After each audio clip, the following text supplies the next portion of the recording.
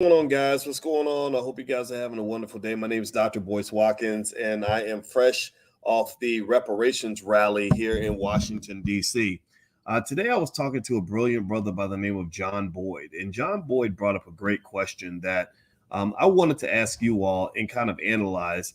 And the question is Kyrie Irving a slave? Is he a slave, or is he just some millionaire who, shouldn't expect to have freedom of speech on his job? I'm going to look at some of this in extreme detail. We're going to talk about the fact that I think the Brooklyn Nets have been quietly firing Kyrie. And we're also going to look at the definition of what civil liberties actually represent. So get comfortable, buckle up your seatbelt. We're going to get started on drboycetv.com right now.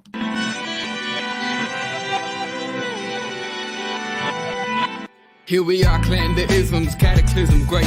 Our people out here struggling, trying to make it in this state. Everybody out here doing it, but we the ones who late. Now family, we the ones who gotta delegate.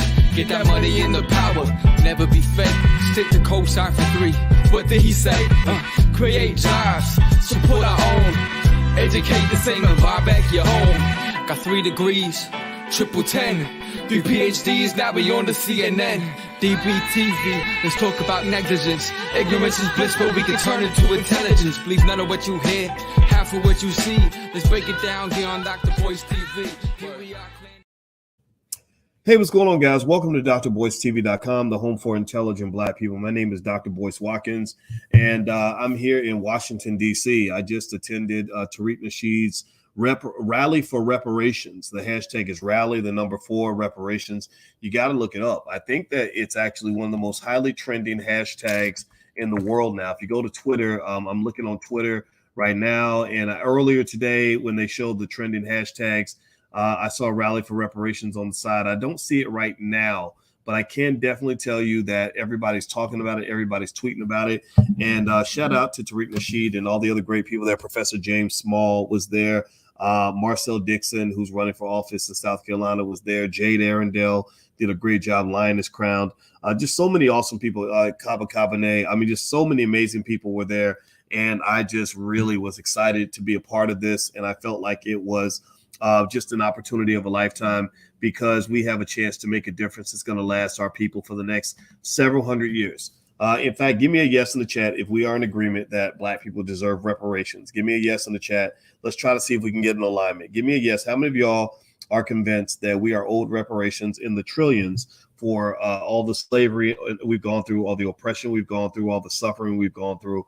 How many believe that we deserve reparations for all the wealth that was stolen?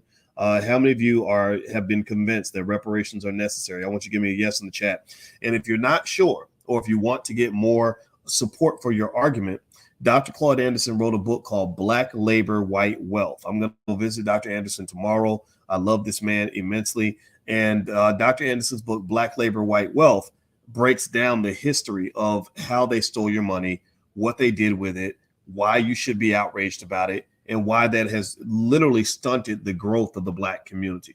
Now, with that said, also, please shout out your city. Let me know what city you're from. I see Mike Jones. I see Eunice Williams, Sandra Pitts. How are you? My name is Corey. Good to see you. And some of y'all I saw here today. Forgive me if you meet me in person. I don't remember your name from online.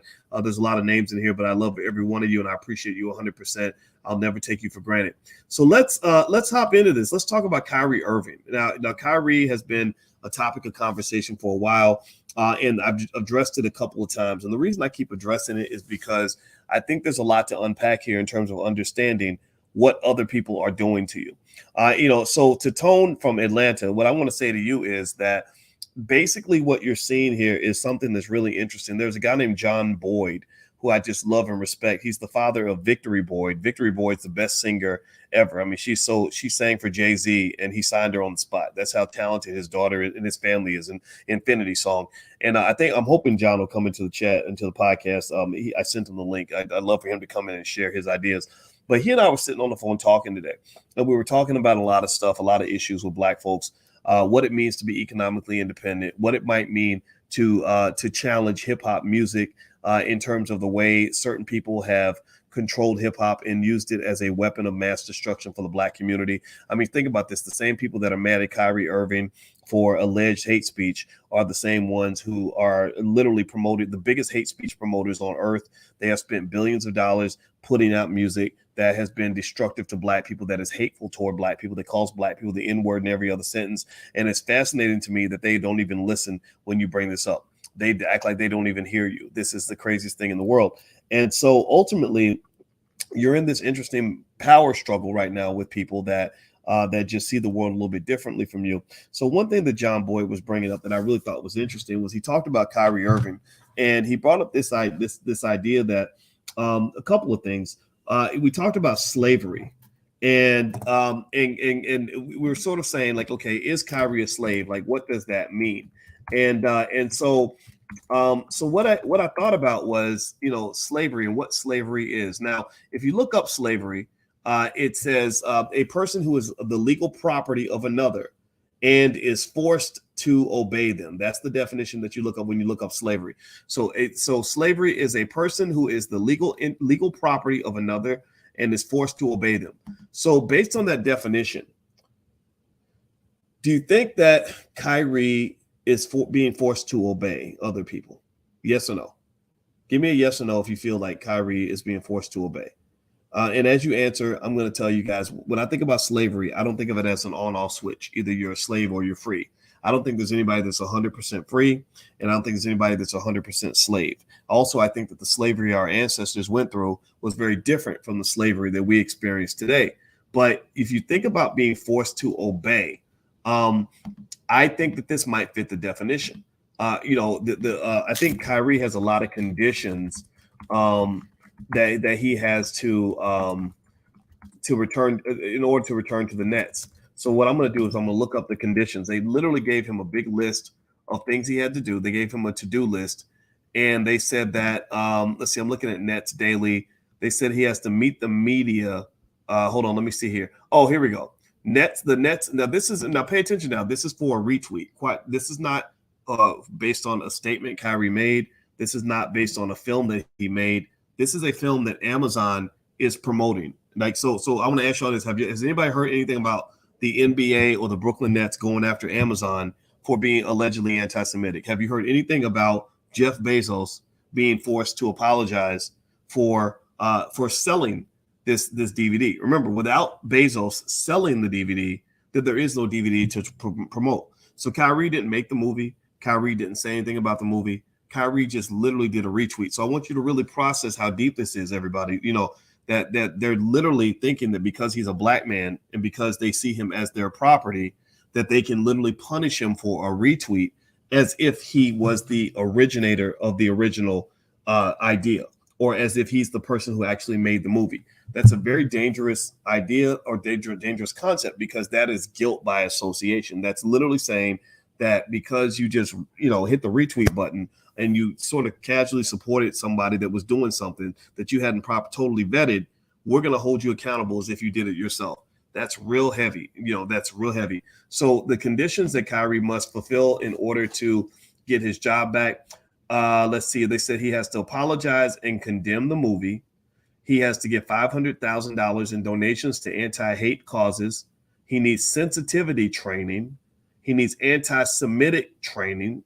So they're basically saying you're a dumb Negro, you need to be trained. I want to know how many people in that category, in the other group, that are running record labels that are calling Black people the N-word in every other song. How much training are they being forced to go through? Are they being forced to go through reparations training to understand how Black people had $13 trillion stolen from them over the last 400 years? Are they being forced to go through some sort of training to understand the impact of their music and how this is harming the Black community in horrible ways? Are they going through any training? Are they doing any training to learn how to be like you? What training are they being forced to go through? Just that idea to say you're a grown man, but we need to retrain you. We need to re-educate you. Do you understand how insulting that is? Do you understand how emasculating that is? That is horrible. Now, and I get it. These guys, this is what happens. This is why I step in and put on my finance professor hat. And I tell you all, you have to be really careful about who you get your money from. These guys go and they sign these big contracts with these big, companies. I don't blame them. I mean, these teams are signing the $200 million deals, and I don't blame them for taking that money. But my thought is, if I take your money, the first thing I'm gonna think about is how I can get to the point where I'm not economically dependent on you. What investments can I make to divest away from my dependence of my relationship with you? What moves can I make to protect myself? Think about this. If you're a woman and you're married to a man who gives you a life of luxury, but he beats your ass every Tuesday, you better be saving your money, girl. You better be making some investments. You better be stacking some money in a box in the back so you can have an exit plan out of that relationship. These black men, and I'm gonna bring Mr. Boyd in here in a second. I see he's backstage. These black men are in an abusive relationship. They are living a real life manifestation of what's love got to do with it. And they are getting Ike Turnered every other day by these entities that basically own and control them. They've sold themselves. So there's a difference between being forced into slavery versus what's really happening in general here, which is where we sell ourselves into slavery. And we're happy to sell ourselves into slavery as long as the price is right. So that's a conscious decision you have to make. I'm gonna bring Mr. Boyd in right now so we can finish this conversation. Mr. Boyd, how you doing? Hey, my brother, I'm doing good. Good to see you, man. I'm doing great. Yeah, everybody. This is John Boyd, and John is just a great black man. First of all, very smart man, and his family is full of talent. They have this great group called Infinity Song, and I met him also in Baltimore, and his daughter Victory sang at the event and knocked everybody's socks off. And John and I have been friends ever since. So yeah, good to see you again. Good to see you. Good to see you. Going on 6-7 years now.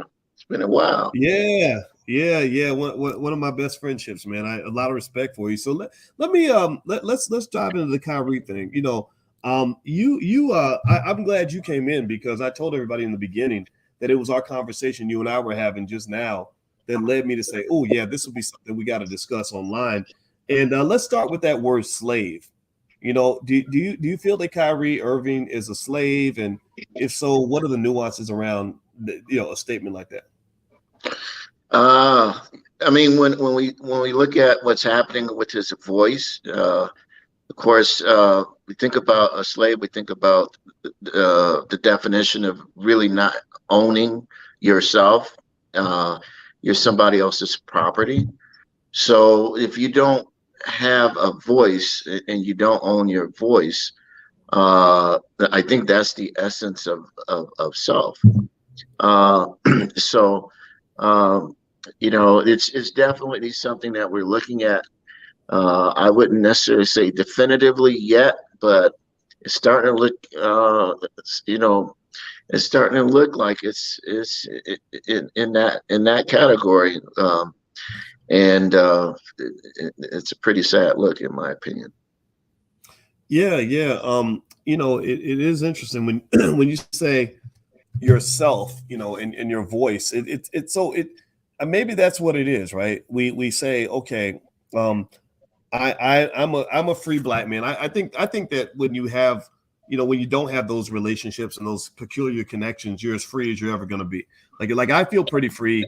Largely at least on a basic functional level, because I don't have those relations. The Brooklyn Nets are not filling my bank account with money every week, right? So there's the downside that I don't have as much money as a Kyrie Irving, but the upside is I can do what I want. I can talk all day about all this stuff, and they're not gonna. They might block me on Facebook or something, which they actually did, by the way. When I put up that title of the Kyrie video, they said I violated community standards by asking the question, is Kyrie Irving a slave? I literally put up that thumbnail, guys. This just happened a few minutes ago, and they literally, right.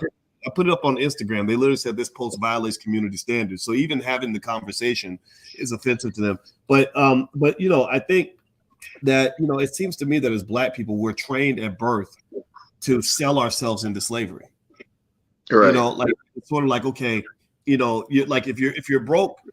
Which broke is a type of slave. It feels like a type of slavery in itself to some extent. But if you don't have enough money, and then on top of that, maybe you don't feel validated by the world because nobody told you that you were important just because of who you are. It's like we need these labels, and we need this fancy job and this nice car and all that. Then we start feeling worthy. So then you say, okay, I need to sell myself into servitude so that I can get these things that are going to validate me, whether it's money or fame or power or the big fancy office and things like that. Do you think that that's part of the culture that we need to sort of look at and address as a community? Yeah. In all fairness to Kyrie, I don't necessarily think there was a meeting of the minds with respect to him speaking or tweeting out or speaking in the public square. I think some of this stuff is really evolving in recent months or years, where they're moving the goalpost and rearranging the terms, because I think he's wise enough to know that if they had point blank said, you're going to sign this, you won't be able to share a tweet with the documentary that you watched. He might have thought twice about that. So in fairness to him, it's hard to judge because, again, the language codes are constantly changing.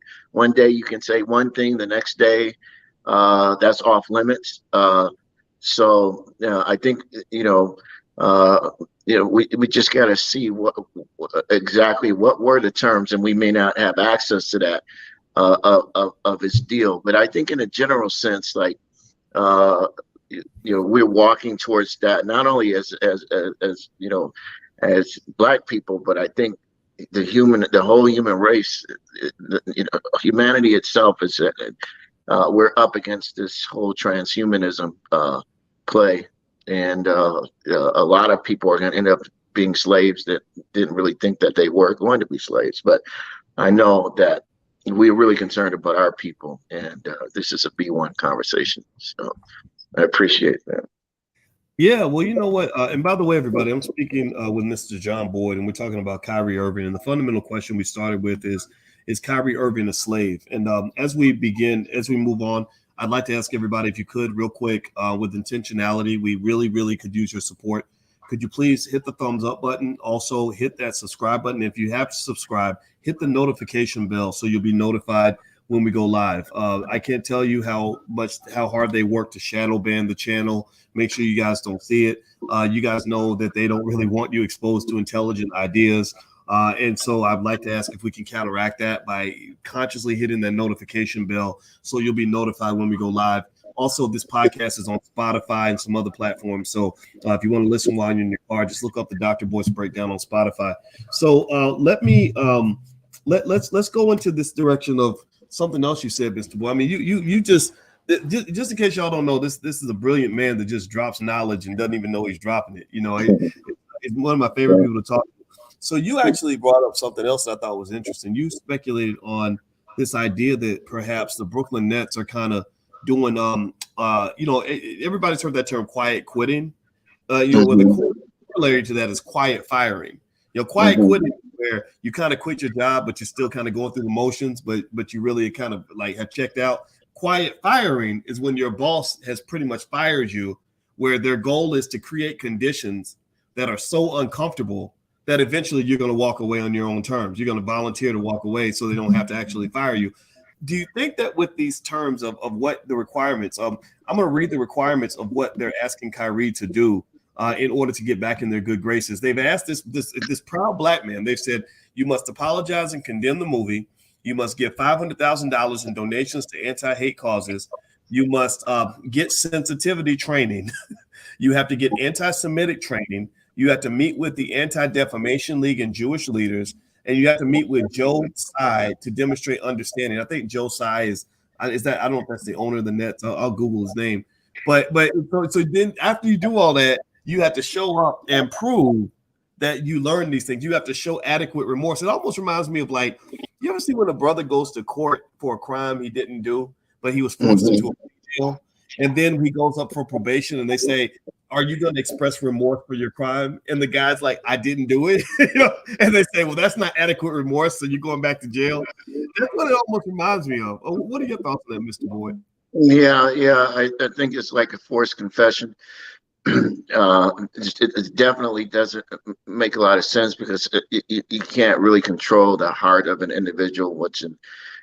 So it's really a public spectacle, almost trying to satisfy social stakeholders, to meet some kind of test.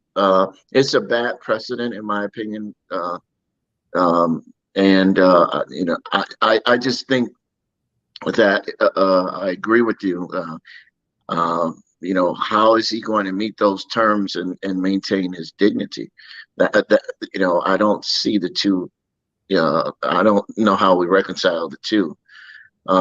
So the fact that he's a proud man, that he deserves dignity, he deserves space, he deserves respect. I think it's really a great, overwhelmingly. I think it's too heavy-handed for the situation that in my view, right? So definitely it could be creating conditions that he can't really agree to. But who knows? We'll see. We'll have to see what happens. Well, I agree with you. I think that you use words like pride and things like that, and it's almost like they're basically saying, because you are our employee, you don't have the right to have any pride.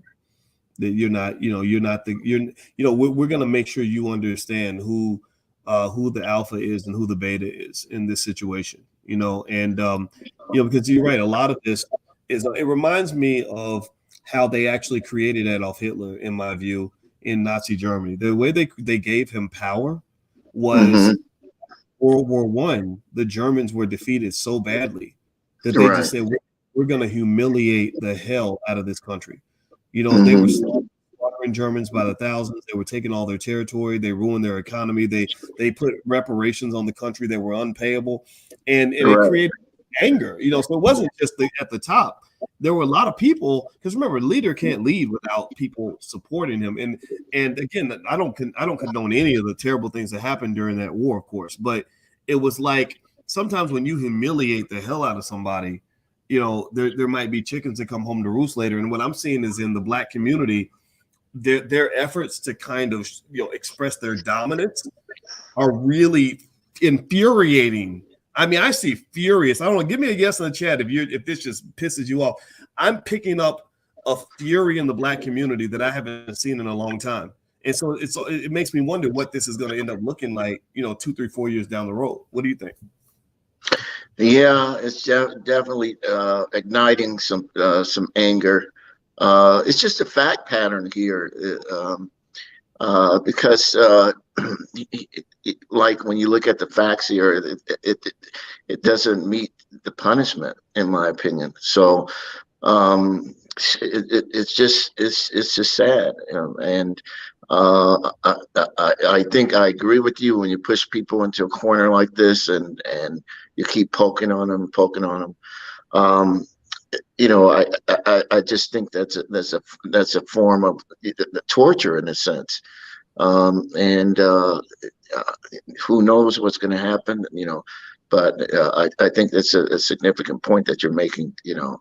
We'll have to see what his response is. But I think as we were talking, I think there's a response for the greater community. We should definitely not sleep on this and really think about what our collective response should be, because he's getting a collective response from a community. I think he should not bear this alone. This has implications not just for himself, but just think about all of the other young men and young women that are in the pipeline for joining professional sports. And it's not just basketball, football, baseball, whatever. We have many young leaders that are heading in that same direction. And this has got to be demoralizing for a lot of them in terms of what this implies.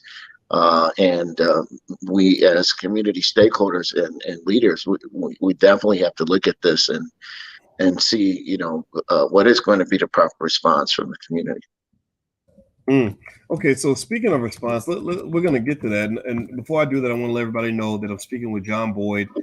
His family has a very, very talented group and an amazing business. The group is called Infinity Song, and I encourage you all to look it up. We can't just talk about what we don't like. We got to talk about what we do like. and also his daughter Victory Boyd is right up there with the Anita Bakers and the Sade's in terms of just being one of the best singers ever. And what's even scarier is that she has siblings that are just as talented. So look them up. Everybody, please look them up. Also, please hit the thumbs up button, subscribe button, notification bell, everything else. I want to remind everybody, the All Black National Convention, we have the super early bird passes for next year. So for this week only, if you want to get them half off for next year, then go to allblacknationalconvention.com and you can go ahead and lock it in. And we even have a family pass, so you can bring your family. We want you to do that so we can all get together and celebrate ourselves and make progress. So let me ask you this, Mr. Boyd. So you were talking about things in terms of solutions, right? Like it's one thing if we get mad, and, this is who we're upset about or who we're upset with. It's almost like this all reminds me of when I got really mad when I was working at Syracuse University. And they were telling me, they were putting the hammer on me, kind of doing what they're doing to Kyrie, punishing me for certain things. I got really mad. And then one day, the anger kind of stopped. And I realized what was really happening was that God was sort of nudging me in the direction I needed to go in anyway. It was kind of like to say, you're not really supposed to be under anybody's umbrella. You're really supposed to be your own man. Almost like when you get too old to live in your father's house. And you realize you need to have your own house, and then you and your father will get along much better.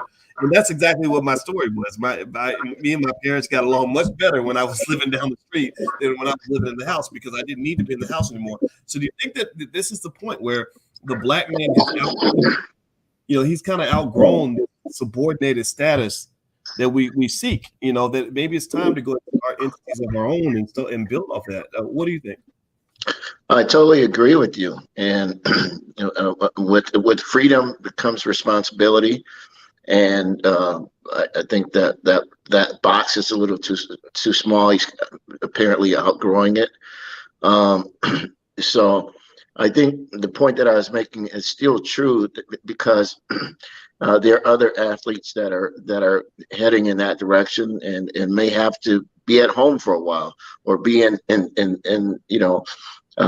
these people's homes. And if that's the case, we still want them to be treated fairly. And I think that's a community thing that we have to really think about. Also, this whole definition of community guidelines, that just think about that. We're being precluded from doing certain things because it violates community guidelines. But I don't think the definition of that definition of community guidelines includes our community. So in terms of solutions, I think we're going to have to form our own community and have our own community guidelines. And that means we'll have to have our own spaces. And perhaps these people that are running up against these guidelines in other communities are going to be motivated to really help us build our own community and really to define our own terms. But that definitely will come with responsibility. Totally agree. Yeah, and that is true, right? Like when I decided I wanted to be my own man, I could be my own man and still have my parents paying the bills. I had to take the responsibility that comes with the power and freedom that I felt like I deserved at that time. And so that leads me to, a discussion about a guy that you and I, have some familiarity with, Kanye West and what he's going through. And I think he and Kyrie are kind of going through a similar sort of thing with this anti-this and anti-that.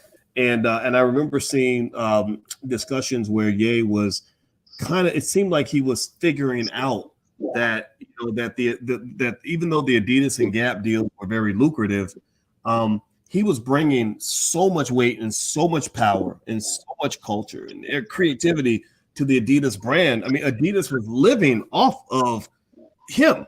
He made 23 times more money than the CEO of Adidas because his shoes were selling so well. So it seemed it got to a point where he said, I just realized I don't think I need you guys anymore anyway. And it's almost like there's a type of maturity that we have to go through. I think as a community, I refer to this as economic maturity. Where you get to the point where you're like, look, you don't have to be Robin to somebody else's Batman. anymore. Eventually, if Robin is stronger than Batman, he needs to kind of change that relationship a little bit. Yeah. So I guess I like your thoughts on that in terms of us. I guess as we move forward, it almost seems like this is kind of a blessing, right? That this is going to actually make us better and stronger long term. Yeah, this definitely has the potential.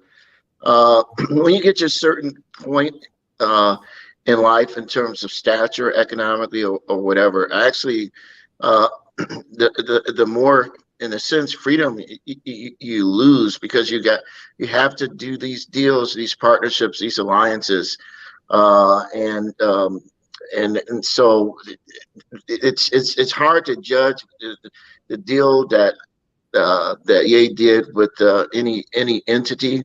I do agree with you that all deals, whatever they are in the beginning, are subject to change, because people change and people grow, and people have they see the world through different lenses. Their world views change, and he's gone through this process of identity, this identity process where he's really growing in his understanding and his knowledge, and so it might not be a good fit. Ultimately, I think that a lot of our people have not fit into some of the deals that have been a part of our history in terms of the business world. I think we really have to forge, and I don't know if we've gotten to that at this point as a collective. We have to forge this new day, this new horizon of what it looks like to have Black interests represented properly at the highest levels. So there are a lot of frontiers, there are a lot of battles that we still have to fight, and I think Kanye's bumped up against that invisible ceiling, and we still got some more battles we have to fight. We may have thought that we fought most of these battles in the past, but I think he has revealed through what he has just exposed that there are yet still major battles ahead of us, and that's the big question right now, in my opinion. Well, one thing that you brought up when we were talking, I thought was really interesting was, we were talking about just this concept of freedom of speech, and you had some good points about the privatization of the public square and right. Civil liberties, and I remember you mentioning, and I hope it's okay. I would never mention anything that was deliberately private, but I liked what you were, you mentioned something that I think it's pretty clear that we once lived in a time where the American Civil Liberties Union would be the people that fought for your right for freedom of speech, Right. and now we've kind of gotten in this weird dystopian awkward reality that they're actually fighting against freedom of speech, and I like to look up definitions to get to the root of things to really understand what's what. So I looked up the definition of civil liberty. So here's what I found. Right, it's the state of being subject only to laws established for the good of the community, especially with regard to freedom of action and speech. So what's going on here? Because if your freedom of speech can be taken away because you said something that offends somebody, well, join the club. Everybody, I mean, I get offended. I don't know about y'all. How many of y'all in the chat get offended by things you might see on social media? How many of you get offended by what you hear in the music? How many of y'all get offended by what Hollywood is pumping out on a regular basis? I mean, is that the standard? Like that what you say can't offend anybody? What's going on? That's the whole purpose of the freedom of speech amendment. It's to protect controversial or antagonizing speech, or quote unquote politically incorrect speech. It's not to protect speech that everybody likes. If that were the case, we wouldn't need a First Amendment. People did not die to upholding or defending the Constitution or people's right to say what everybody else agrees that they should say. This is really challenging the whole constitutional framework of this country right here.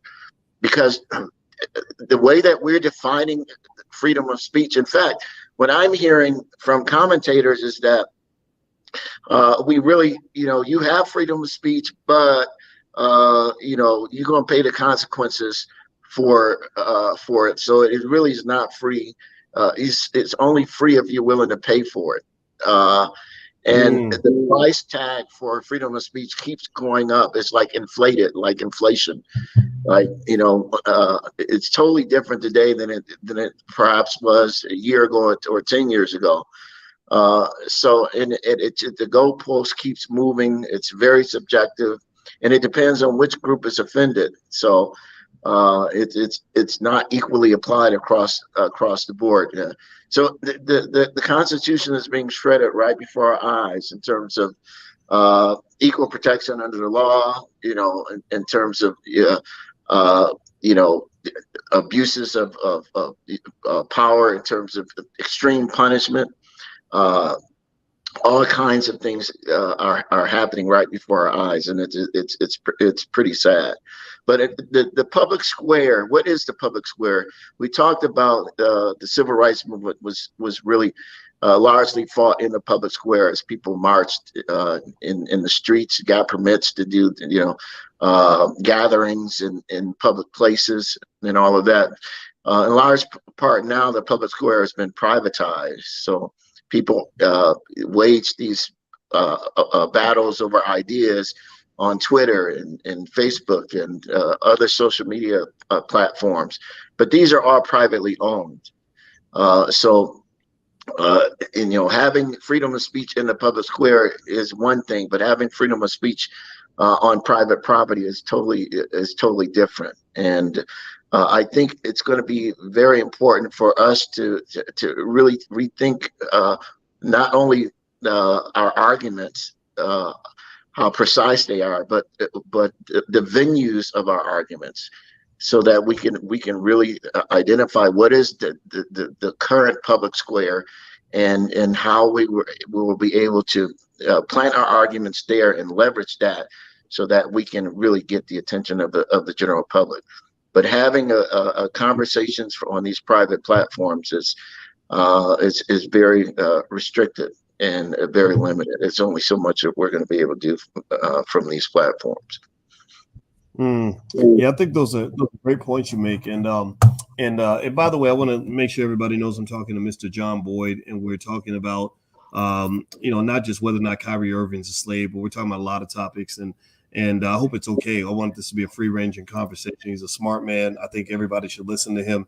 His family's group is called Infinity Song. They're one of the best groups you will ever hear in your life. I encourage everybody to support the things you believe in. Please do that. Also, do us a favor real quick. Could you please hit the thumbs up, share, subscribe button? And and there's one company that is that actually obtained a Dr. Boyce shout out, and that's ringstyleminiaturemobile.com. And that URL is on the screen. And so I hope you'll support the sister's business. Her name's Sonia Samuels, and that's her website. And she has a patent, and it's patent number 8634886. And she wants to attract major technology change, such as Apple, AT&T, etc., for the sale of new upcoming patented technology, the telecommunications project. So go support the sister. Go take a look, and we got to support the smart people in our community. There are lots of intelligent Black people around. Now, speaking of that, Mr. Boyd, of intelligent Black people, one of the things that's interesting is that it seems that in this world, there's so much attention on what the entertainers are doing, so much attention on what the basketball players are doing. It almost seems that like guys like you and I, we don't exist, unless we're in the entertainment. Like you're in the entertainment space and your family's doing really well. But I even believe that there's a bias against you by being, the solid Black man that you are, that got your family on the same page. I imagine that there have been people that have tried to Joe Jackson you, or you know what I mean? Or because you think about it, usually when you have a father that become the visionary of his family and gets everybody working together to achieve a common goal, that father ends up being vilified. Whether you're talking about Joe Jackson or Serena and Venus's dad, they talk about him like he was crazy. And then what was the other one? One more I was thinking about. Oh, Tiger Woods' dad. So I'd be curious, what do you think about that in terms of just just the resistance that society has to intelligent Black men and women. I really believe that that's where our power base is. I think that some of the celebrities are flimsy. They apologize for anything. They don't know necessarily what's going on. Many of them are spoiled and they've lost touch with what people actually want. In my mind, the people that are going to move the community forward are people like you. You and I, and those of us who are just kind of just trying to do the work and to be intelligent about it. Do you have any thoughts on that? Yeah, in terms of the industry, that's just the way it is, because when you're dealing with assets, and talent is a major asset. These are assets. The question then becomes, who controls the asset?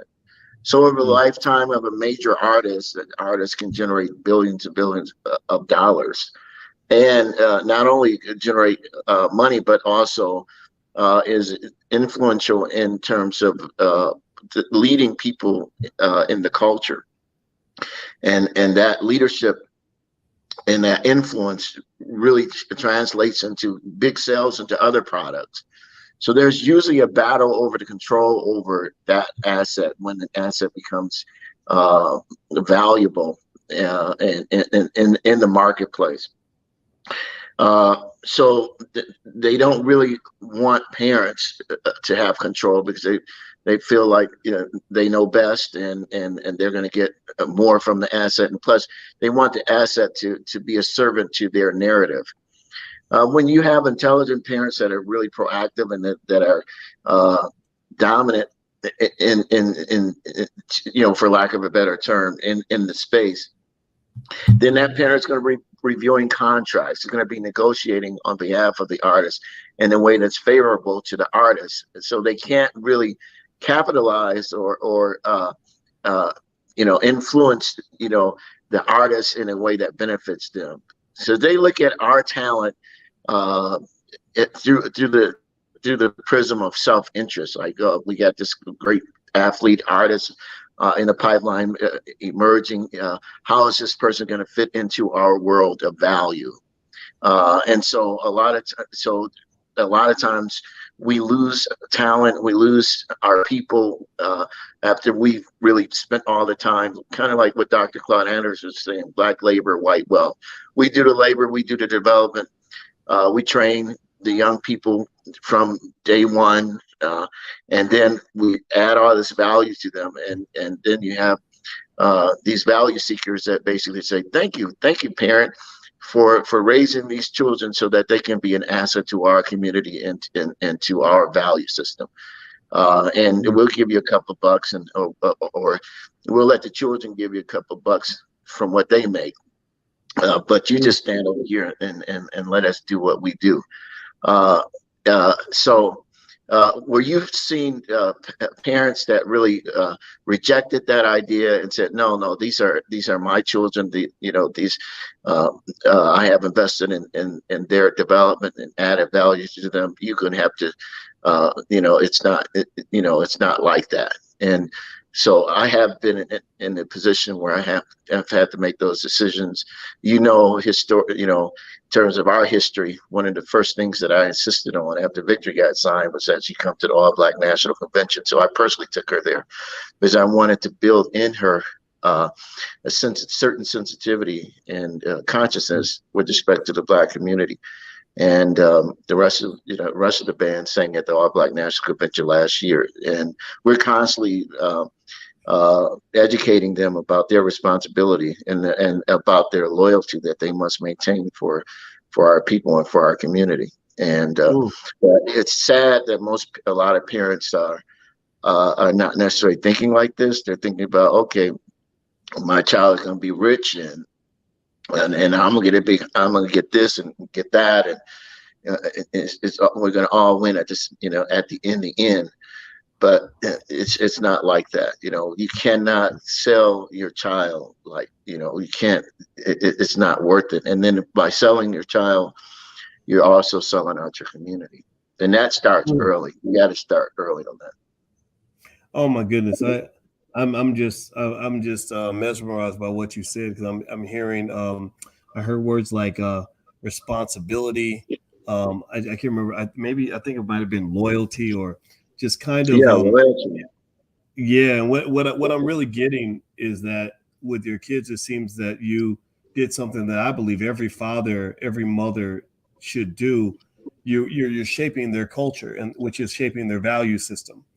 You know, Mhm. and it's being done in a way that goes beyond the money. It's a reminder that, like, okay, money's nice, but there's some things more important than money, and which is in deep contrast to a scenario where somebody says, look, you do whatever you got to do to get the money.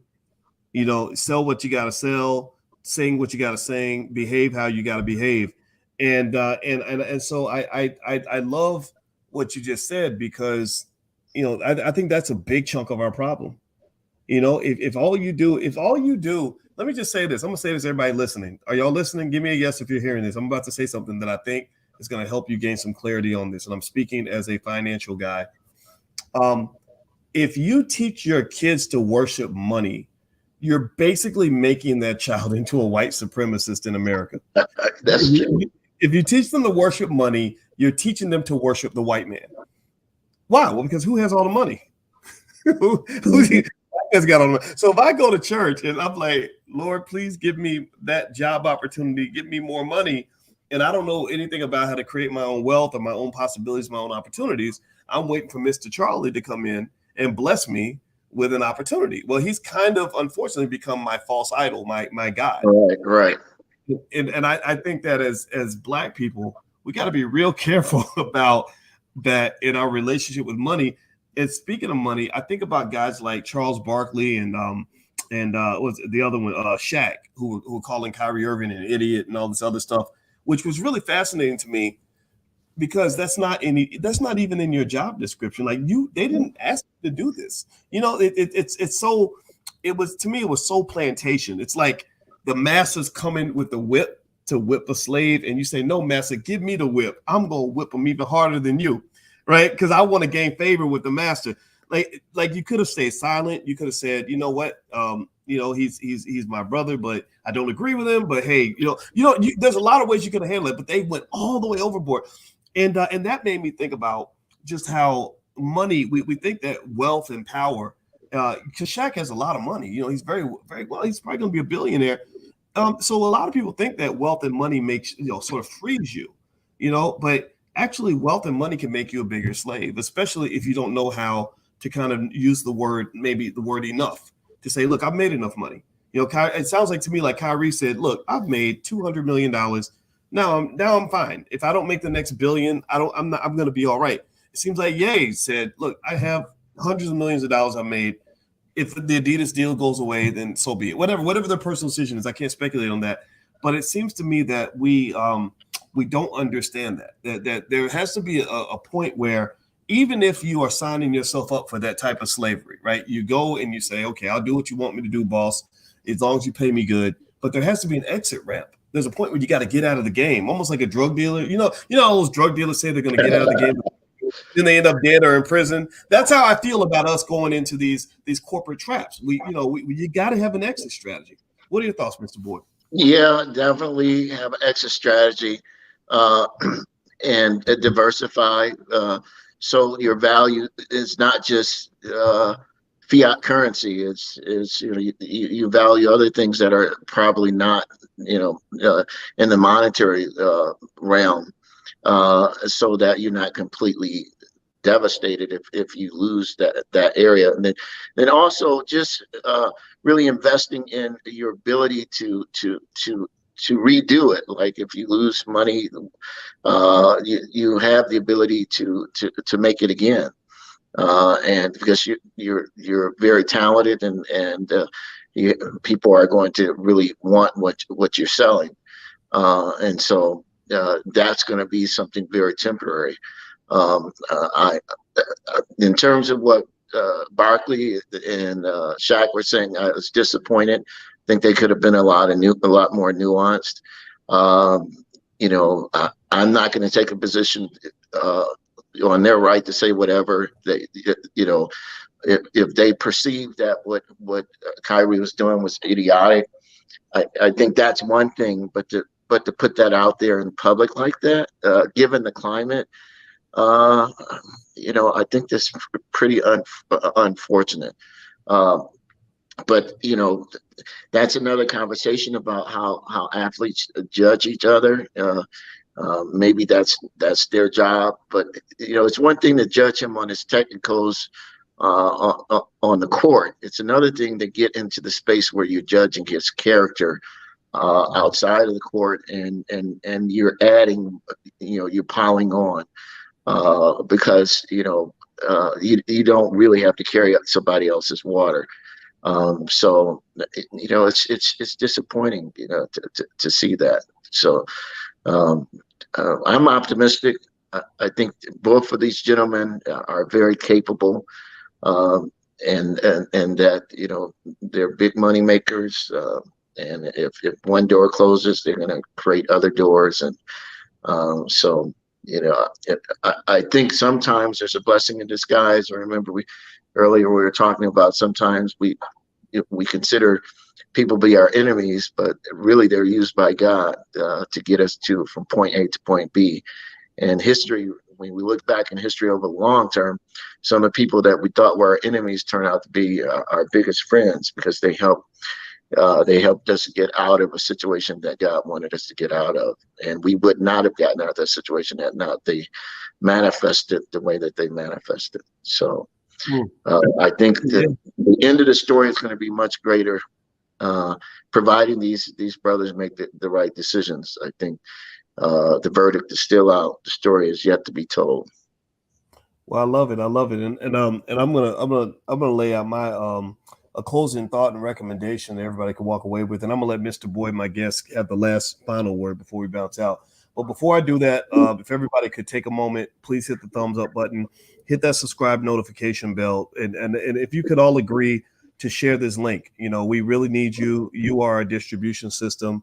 We don't have, we're not Viacom with billions of dollars, but we have $1 trillion worth of intelligence, talent, and commitment from you. So if everybody could give me just a yes in the chat to confirm that you're going to take this link and you're going to share this link on your social media, that would really mean a lot. If you value intelligent conversations on these topics, that's what we want to bring to you. So we just ask you humbly if you could agree. Give me a yes in the chat if you could take this link and just pop it on your Facebook, pop it on your Instagram, wherever it is, right? That would really help. Also, so we can stay connected in case they, try to shut things down, because they like to cancel people. And I guess I've gotten to the stage where I'm cancelable, and I'm seeing what's happening with our friend Ye and everybody else. So you could text the word Boyce to 31996. Text Boyce to 31996. You'll get notifications when we go live. Not every single time, but in a lot of cases. And also the podcast is on Spotify, so we've got backups in case things don't work. So here's what I want to do.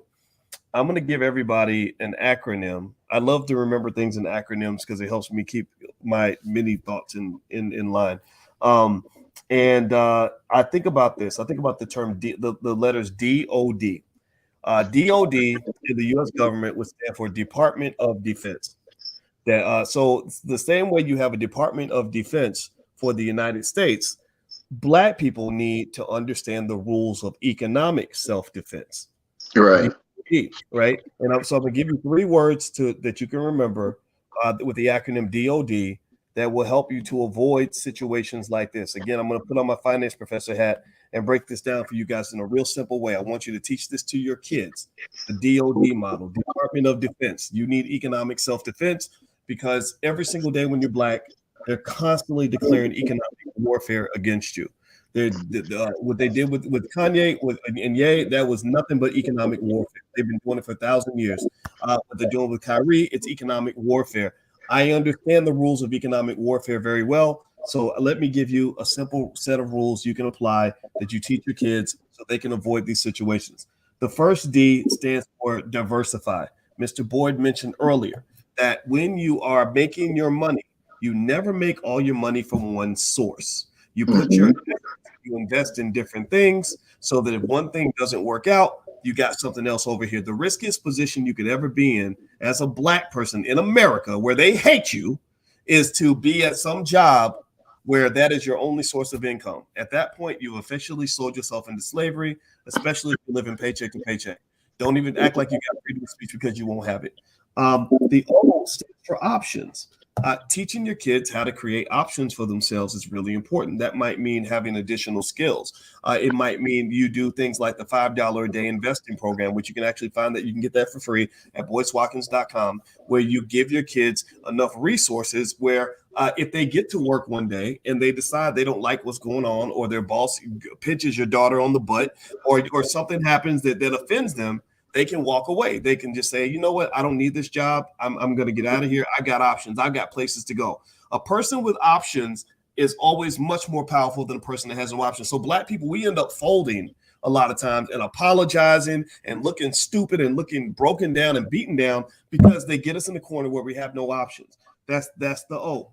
The second D stands for divest. Divest means don't get into games that you don't want to play.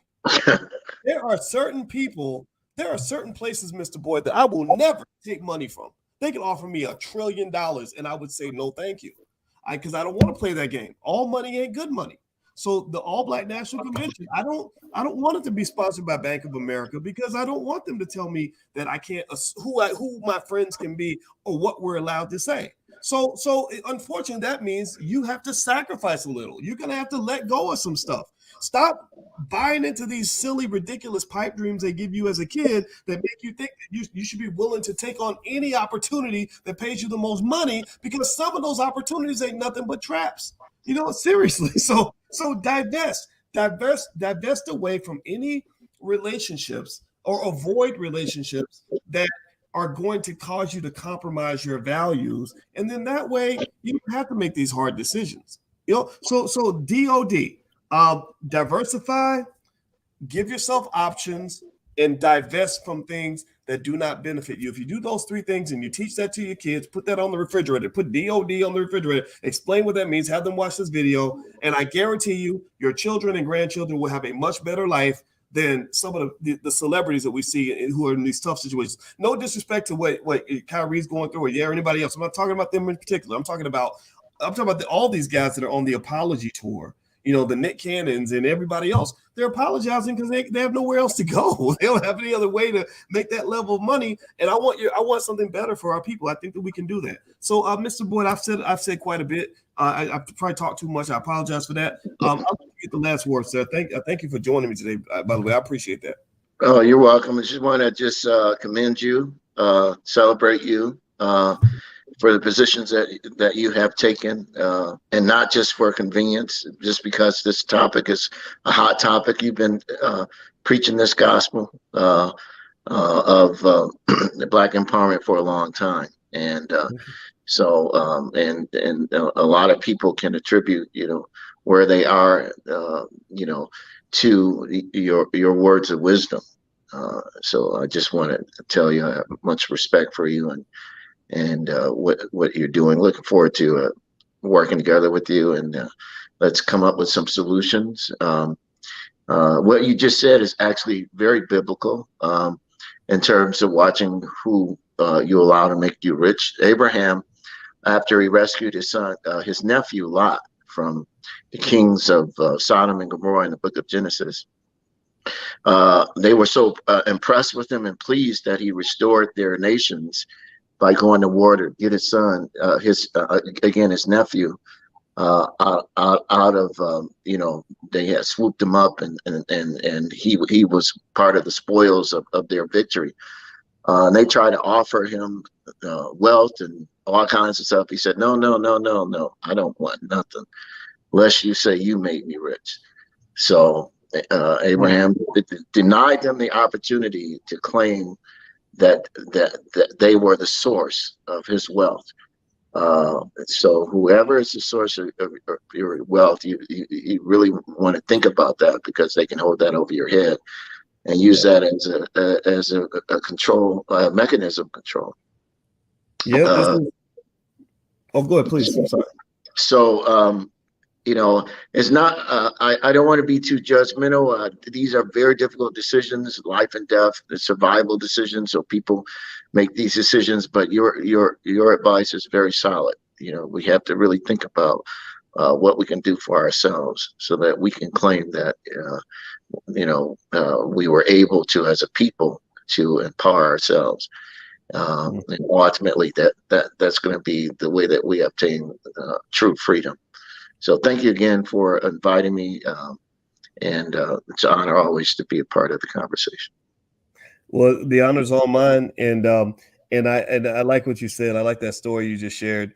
To me, a lot of it's common sense. Actually, we've known this our whole lives. It's the same reason why you don't want your teenage daughter taking money from any guy who offers it, because he may come to get a return on his investment. So you teach her to say no. Don't say yes unless you're ready to pay whatever price is expected on the other end. And I don't know if we talk about that enough in terms of that basic cause and effect. So I want to say thank you very much, Mr. John Boyd. They can follow your family at Infinity Song. How do I? It's like the word infinity with a Y at the end or an I? I can't remember. Yeah, it's a Y. Yeah, either Victory Boyd or Infinity Song. They're all out there. Okay. Everybody. Yeah, everyone, please. I'm going to put the link on my Instagram also. Everybody, please follow Victory Boyd and Infinity Song. They're 100% B1, and the talent is just through the roof. And also, everybody, I want to say thank you all for checking out this conversation. If you could take this link and share it with others, we would appreciate that. Reminder, you can listen to the podcast on Spotify at the Dr. Boyce Breakdown. Just look that up.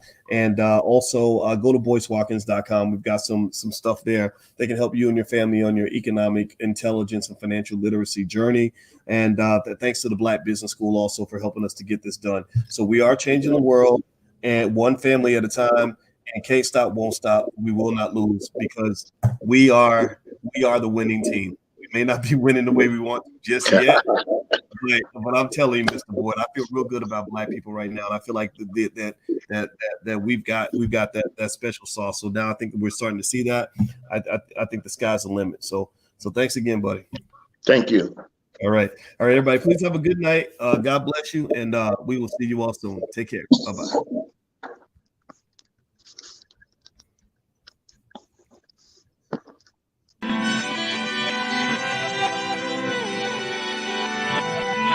Here we are, clan the isms, cataclysm great. Our people out here struggling, trying to make it in this state. Everybody out here doing it, but we the ones who late. Now family, we the ones who gotta delegate. Get that money in the power, never be fake. Stick to cosign for 3. What did he say? Create jobs, support our own. Educate the same and buy back your home. Got 3 degrees, triple 10. 3 PhDs, now we on the CNN. DBTV, let's talk about negligence. Ignorance is bliss, but we can turn it to intelligence. Believe none of what you hear, half of what you see. Let's break it down here on Dr. Boyce TV. Here we are.